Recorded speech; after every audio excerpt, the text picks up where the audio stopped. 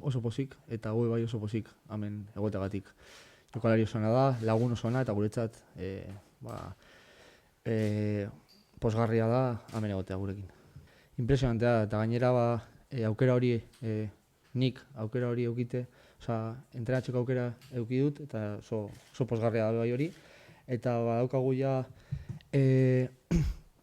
azteko gogoak, ez? Hurrengo astelehenean azteko gogoak daukagu, eta ja irabazi aldugun. Baina hori normala da, ez? Bakarrik egun baten zapaldu egin dugu, orduan ni uste dute pizkanaka hobera joango dela. Jendea joateko ez da egun honena, baina guk horrekin ezin dugu ezer egin, ez? Orduan jolastera joango gara astelehean, nahiz eta astelehean izan, eta badakigu Bilbon jendea joango dela. Puntutan ni uste dut hasiera ona dela, ez? Puntutan ona dela, baina bandik gauza asko hobetu egin behar dugu, eta ni uste dut danok esan dutela berdina, ez? Badakigu danok gauza asko hobetu egin behar direla.